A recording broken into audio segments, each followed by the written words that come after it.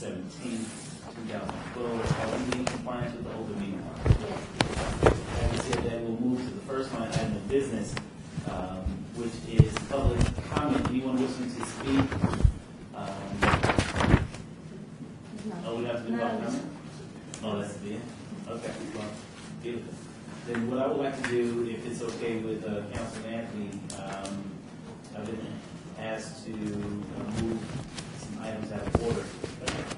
Today, we'll start with item number 6, which is bill number 2012-130, for possible action amends the supplemental documents to the City of Las Vegas Administration to repeal and replace provisions pertaining to the Board of Appeals for purposes of establishing term limits for board members, sponsored by Councilman Stavros Anthony.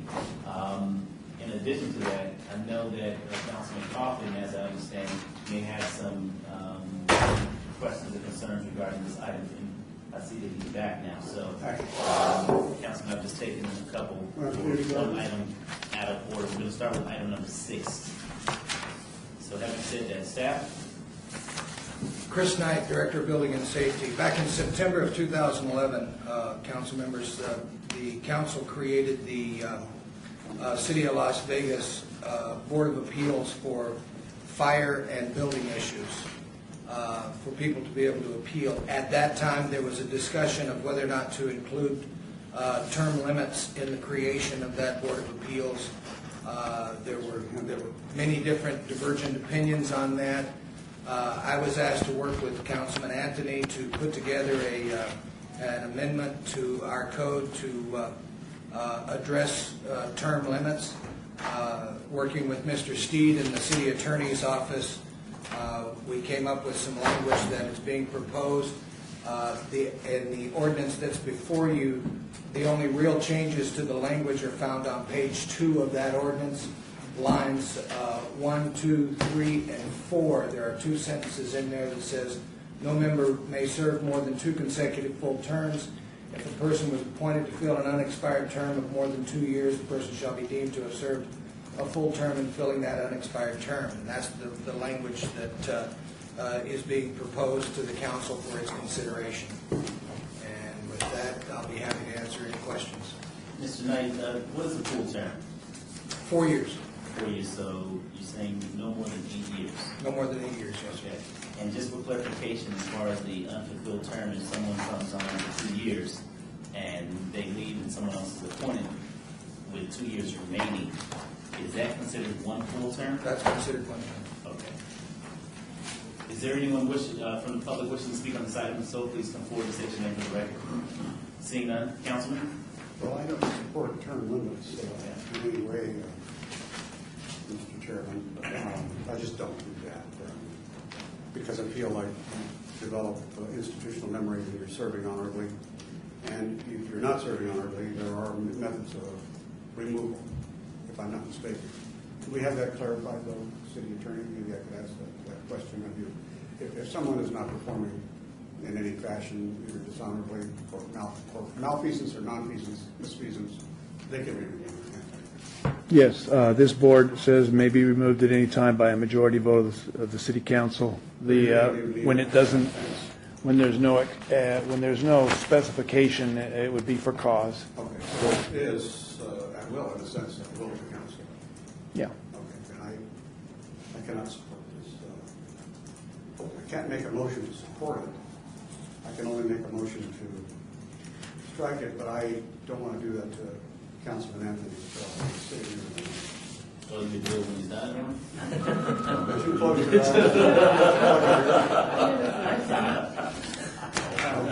eyes. You can maybe make a motion to pass with it, or maybe Ricky will. Well, first of all, you can vote no from me anytime you want. I understand your philosophy. That's a valid philosophy with a lot of folks. I'm the opposite. I think all these boards, commissions, anybody with this sort of authority should fall under term limits. And actually, this basically mirrors the term limits for the President of the United States. I mean, this is exactly what the Constitution says. So if it's good enough for the President of the United States, it's good enough for the people that serve on this board, as far as I'm concerned. So that's just my feeling, is everything should have term limits. So if it's okay with you, I'll make the motion to approve this, and we'll see how the vote goes. Okay. Okay. I'll leave it up to you. Thank you, Councilman. Yes, Steve. Val Steed, Deputy City Attorney. I just wanted to clarify that when there was discussion of 8 years, it could be just short of 10 years. In other words, if someone is appointed with 1 year term remaining, it doesn't count as a full term. So you could have somewhere between 6 and almost 10, but never exactly 10 or more. Because that initial interim appointment might be for less than 2 years, and then it doesn't count as a full term. So if it lands on the 2 year, then it falls within the full term. Right, yes, But if it's less than that 2 year mark. correct. It It would not count. Okay.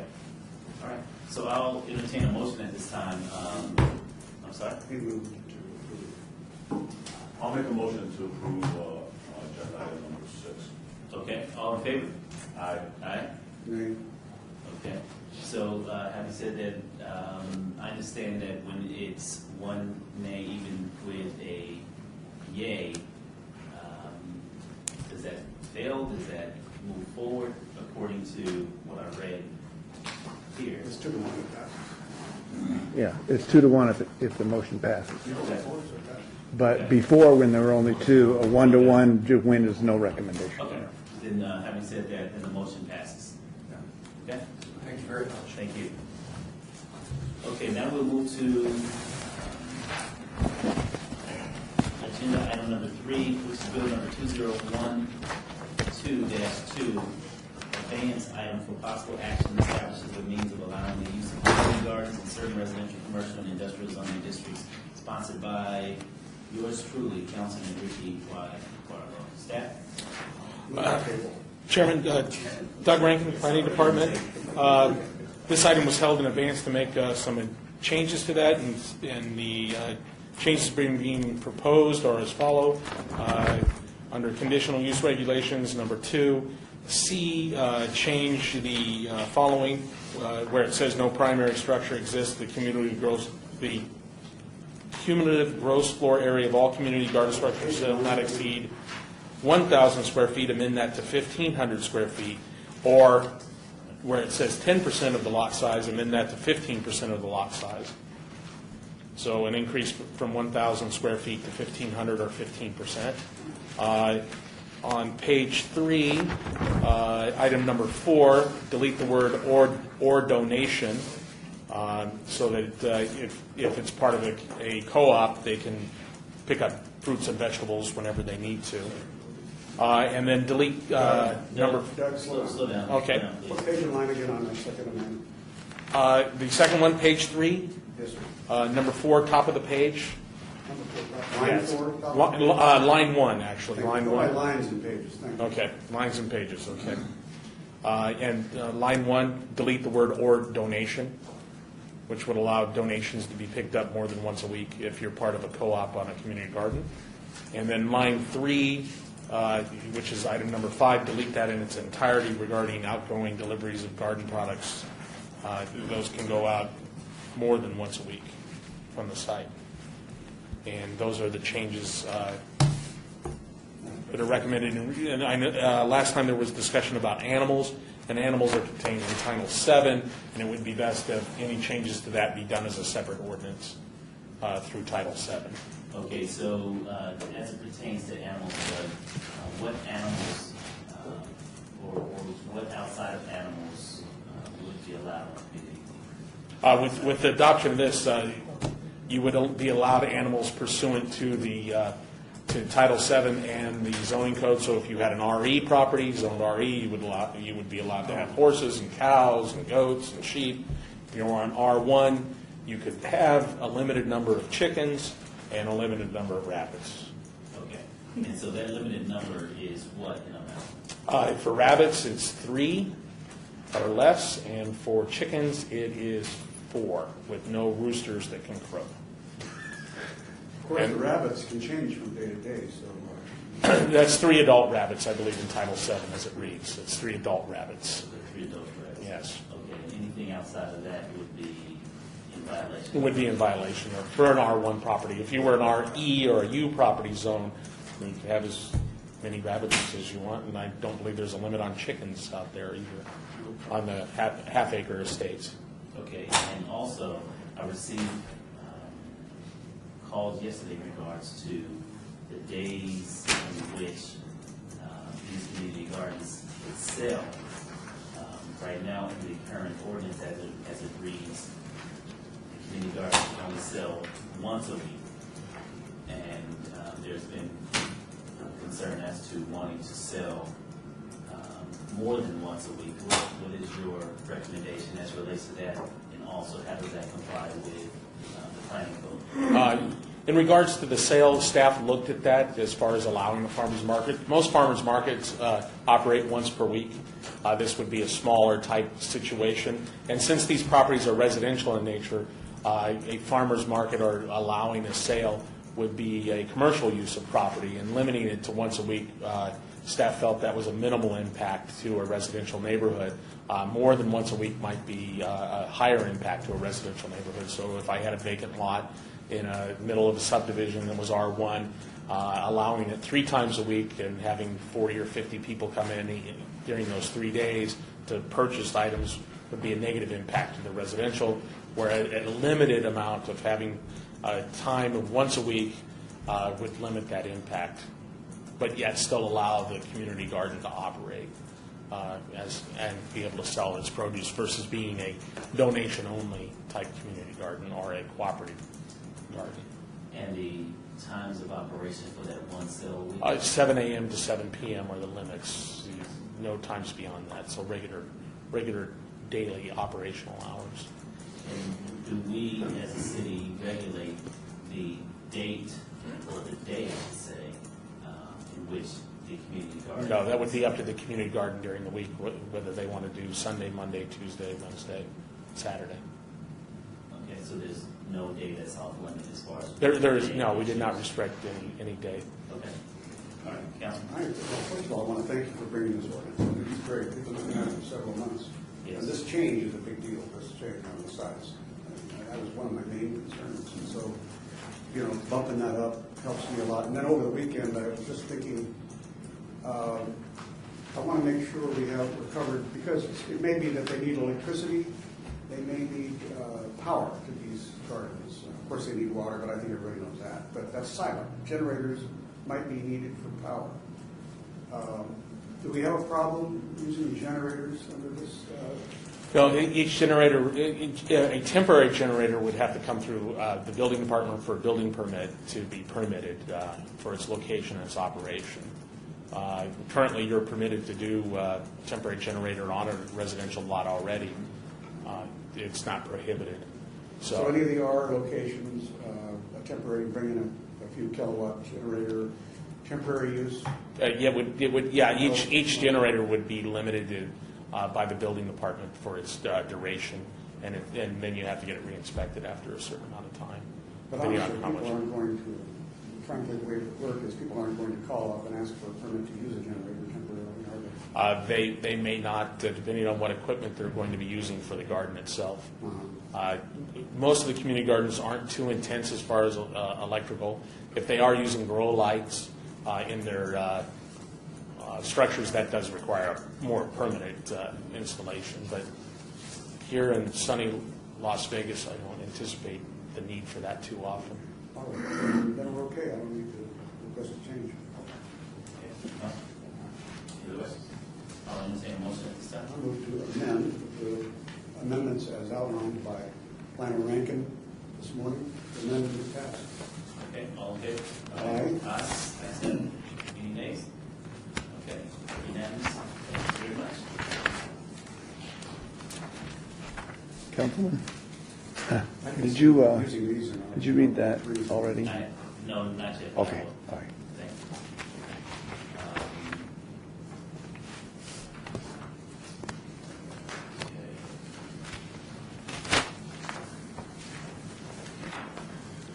Okay, now we're down to agenda number 4, which is Appeals number 2012-16 for possible action amending the downtown Centennial plan to update the approval process for outdoor dining and entertainment, inform provisions regarding temporary outdoor events in the district known as 18B, the Las Vegas Arts District, of applicable code provisions, and clarify the Centennial Park area as a sub-district of the Parkway Center District. Staff? Mr. Chairman, this bill does two things. First of all, it allows for outdoor dining. Currently, outdoor dining is permitted by means of a minor site plan review, but it still requires an encroachment agreement. So applicants who are seeking to do outdoor dining need to do two things if they're going to dine in the public right-of-way. They need an encroachment agreement and they need a site plan review. We're eliminating the site plan review, and the encroachment agreement will act as the site plan review. So it'll make it easier for applicants. They don't have to go through two processes. They're down to one. And then the other item updates the downtown Centennial plan in regards to outdoor events to correspond with the changes that were made to the noise ordinance for the Arts District to allow events to go to 2 a.m., where they're currently not allowed in the zoning code. So it would bring the zoning code and the noise ordinance for that area together. I'd like to have you read that again. Say that again. Okay, just if you would repeat that, please. Outdoor events are permitted by right in the 18B Arts District, but are limited to Thursday through Sunday of the week, and they're permitted to go from 10 a.m. to midnight on those days without requiring any additional permits. The City Council passed an ordinance to allow to remove the noise ordinance from the 18B Arts District. So it didn't apply during those times, and this would update it to correspond to that, to allow outdoor events on Fridays and Saturdays to go to 2 a.m. in correspondence to the noise ordinance. Subject to the noise ordinance? Yeah. And all other, okay. Well, Councilman? I think we need to try this. I think this was requested, wasn't it, by 18B? Actually, yes, the noise ordinance had already passed, and this cleans up the zoning ordinance to correspond with that, so they match. It's more of a cleanup because the noise ordinance section had already passed. Okay, and then my other question is on again, just to clarify, to make sure, we're removing the site plan review requirement to just encroachment in the right-of-way. Right-of-way only, that's the only time. Correct. They need that. In this ordinance, pardon, I missed one other part. It does do one additional thing. It clarifies that the Symphony Park is not its own district in the downtown Centennial plan, but it's a sub-district of the Grand Central Parkway district. We just needed to clarify that. It was there, but it wasn't clear. So Symphony Park falls under which category? The Grand Central Parkway district. And where does that fall as far as outside dining and noise? It would, well, Symphony Park is still restricted by the noise ordinance as it exists. There's no exemptions to that. And then outdoor dining would cover all of the downtown Centennial plan. So if they have an area that hasn't been designated as part of the original site plan review, they would need an encroachment permit if they're encroaching in the public right of way. So going back to the encroachment agreement, is that across the city, or is this just within this district alone? Within the downtown Centennial. If you wanted to do outdoor dining in the public right of way outside of the downtown area, an encroachment permit and a site plan review. Okay, I just wanted to make sure that was laid out. Yeah, we occasionally get requests for outside dining, not in the public right of way, outside the downtown area, and we do that as a minor site plan review in order to entitle that use. So the East Fremont Entertainment District also would only need an encroachment agreement versus a Correct. site plan? Correct. Okay. Good. Thank you. Any other questions, Councilman? Yeah, just want to make sure of one thing. I think I've only had one verbal complaint on noise based on the ordinance we passed about 5 months ago for 18B. But I don't know if you have had some and they didn't come to our office. Can you recall? We do have some noise complaints regarding an outdoor concert activity at First and Garces, which is not in the 18B Arts District. The group there is 702 Junkyard Concerts. They're doing special events during the month, which might include First Friday or not, and we got some complaints from them. The city is doing, planning, licensing, and code enforcement are working together to get a survey of the sound from that concert and also from the other areas too, so that we can better address that by having a decibel reading of the ambient noise versus when there's a concert or when First Friday's occurring or an event on East Fremont, so that we can come back and address that better in a better noise ordinance in the future. We were lacking that when we passed our ordinance back in October or November. Yeah, and most cities have a decibel ordinance. Right now, the way the code is written for noise ordinance, it's a reasonable person, so that's up to the Metropolitan Police Department usually to enforce that. And so you're making it very subjective for a police officer to determine whether or not the piece is being disturbed, which they do a very good job of that, but sometimes a neighbor may not agree with an officer and whether to put the officer in that position. It would be better that we adopt a decibel reading. How many reliable noise meters do we have? We have quite a few, and we have brand-new ones. We used to have just the Radio Shack versions. We've since purchased modern noise meters that are accurate, and we will have to make sure they're calibrated in the future if we do pass such an ordinance to ensure that they can pass judicial muster. When you go before a judge, they'll want to ask you if they've been calibrated any time in the recent time. But we have really good ones. Thank you. And also, just for the record, I just want to put out there that the city of Greensboro, North Carolina, just in their paper this morning, the headline, City Council releases new noise level rules for Greensboro, North Carolina, and after reading the article, it's identical to what we went through with the East Fremont Entertainment District as far as the concerns that we had addressed. And so Greensboro is facing the same issue, so maybe something that I can forward to you to take a look at, because they're going through the same conversations that we've been addressing for a few months now. Councilman? Okay, I'll entertain a motion at this time. Approval of bill number 2012-16. All in favor, state aye. Aye. Ayes have it. Thank you. Agenda item number 5, bill number 2012-17. Possible action adopts by reference and update versions of the city's Unified Development Code, including corrections and clarifications identified as necessary or appropriate since the adoption of the initial version. Staff. Mr. Chairman, approximately a year ago, the city adopted a new zoning code and subdivision code. It became the Unified Development Code. This is the update to that. Anytime we're rewriting 2 entire sections, we are apt to miss sections, and my favorite example is currently the code reads that you're required to install sidewalk and curb. So there's a misspelling there, and we need to put sidewalk. That's right. The cheesemakers are going to be upset because we're now going to require curb instead of curd. So their market will go down a little bit.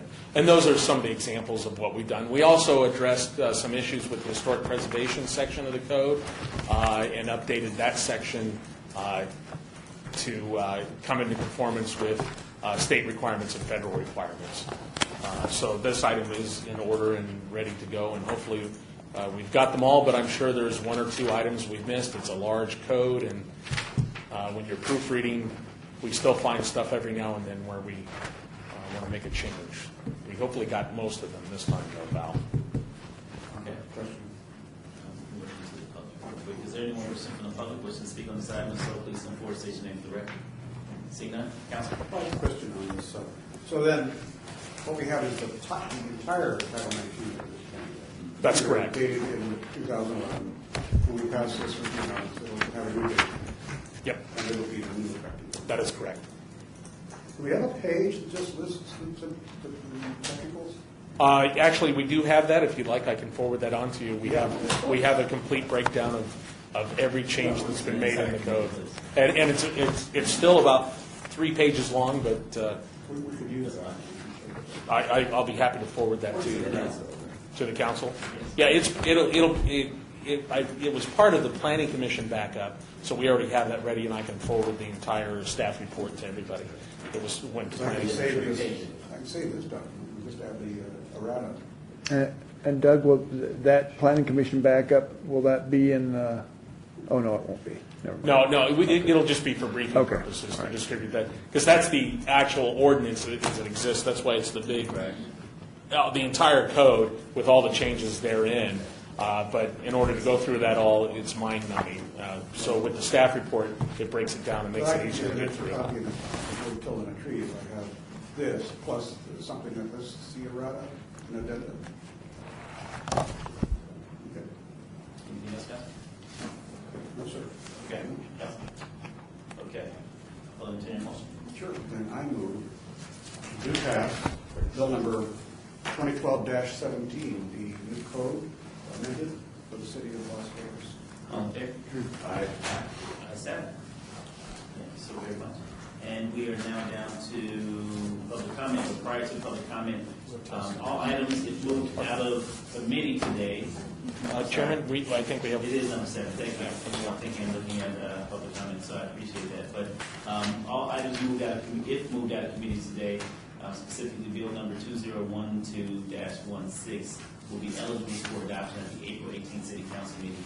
All remaining bills will be eligible for adoption at the May 2nd City Council meeting. So thank you so very much, and we'll move to item number 7.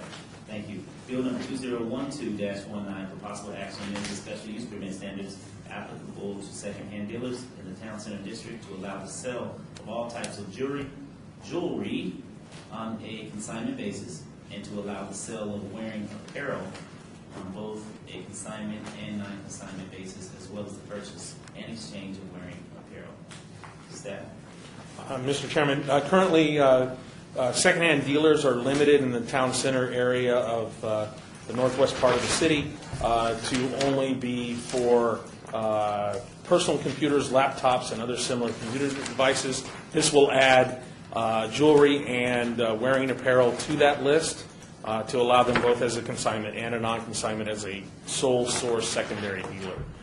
They would still not permit thrift shops within the town center area as a whole.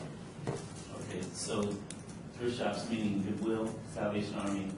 Correct. Those would not be permitted. Those that sell more than one used article or used item would not be permitted. Those are thrift shops as defined by the code. But with Colleen's consignment would be allowed.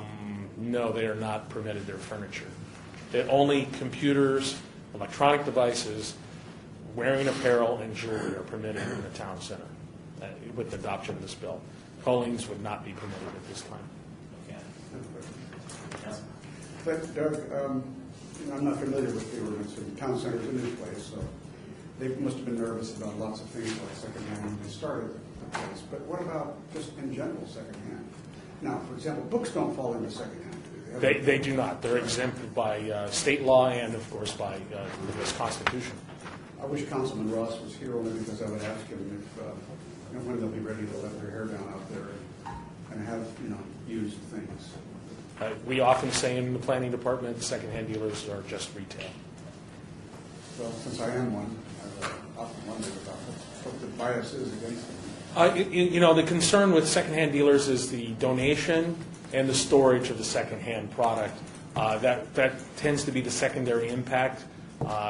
We've looked at it to possibly, matter of fact, there's going to be an amendment coming regarding secondhand dealers where we address outside storage and deliveries of product in order to alleviate those concerns with the secondhand dealers and how they operate, how they may have operated in the past as far as donations go and regulating that, which is the secondary impact. The sale of the item itself isn't a secondary impact. It's just another product from a land use standpoint. So you'll be seeing that hopefully in the next 30 days. This part talks about what you can do by consignment only, and the rest of it with computers is where you don't have, where you can do on a non-consignment Is basis. there anyone from the public who wants to speak on this item? So please come forward and state your name for the record. Seeing none? Mr. Chair, I will move to do pass bill number 2012-19.